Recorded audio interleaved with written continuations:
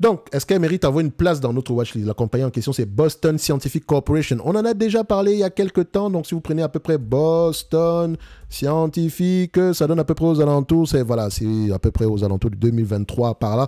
Une vidéo quand même de 14 minutes, donc on va aller très rapidement ici. On va pas traîner, d'accord? Croissance des revenus, intéressant, vous connaissez la chanson. Ensuite, on regarde ici, marge brute stable ou croissante? Elle est plutôt stable, parfait. Marge EBITDA, stable ou croissante? Elle est plutôt stable, parfait également. Net income, free cash flow, est-ce que les deux parlent le même langage? On constate ici que les free cash flow sont généralement plus élevés que les net income. On aime ça, c'est magnifique. Et marge EBITDA, on en a déjà parlé. Dette nette sur EBITDA, qu'est-ce qu'on a? 2,4 fois l'EBITDA. Quand on regarde ici la dette nette du point de vue volume, on constate que c'est à peu près aux alentours de 11 milliards. Quand on prend à peu près les free cash flow, ici, 11 milliards, on peut repayer la dette nette ici avec les free cash flow actuels en moins de 4 ans. Et en plus, si on regarde les attentes sur les free cash flow en N+3, on s'attend à peu près du 4 milliards par là. Donc, on pourrait même repayer cette dette-là en moins de 2 ans, en moins de 3 ans. Oui, c'est ça, en moins de 3 ans ici. Bref, j'aime bien ce que je vois. Le nombre d'actions, est-ce qu'il augmente ou diminue? Légère augmentation du nombre d'actions, je n'aime pas ça. OK? Légère augmentation du nombre d'actions, c'est aller vérifier. Une entreprise qui a des marges des marges brutes stables, des marges nettes stables, qui génèrent des free cash flow, et mettre des nouvelles actions, pourquoi? C'est la question qu'il faut se poser. OK?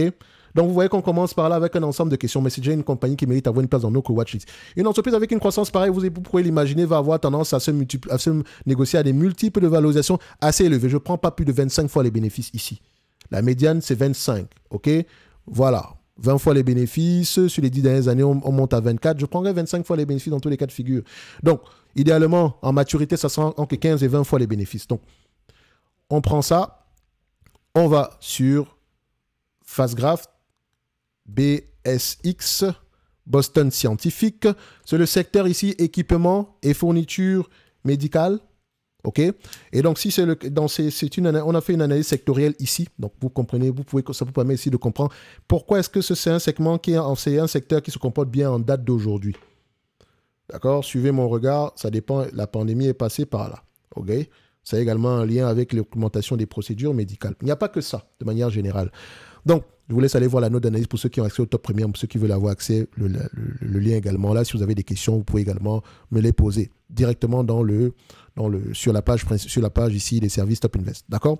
Donc ici, qu'est-ce qu'on observe? On a à peu près une entreprise qui se négocie, qui ne va pas avoir tendance à payer à plus de 25 fois les bénéfices. Donc je paye pas 94 $ l'action. 94 $ l'action, c'est le maximum. 94 $ l'action, moins la dette nette, ça donne à peu près aux alentours de 7 $. 94 moins 7, ça donne à peu près 87 $ l'action, point. J'attendrai mon 87 $ l'action tranquillement. Et donc, si je décide de l'acheter en date d'aujourd'hui, il faut vraiment que la croissance au-delà de 2027 soit élevée.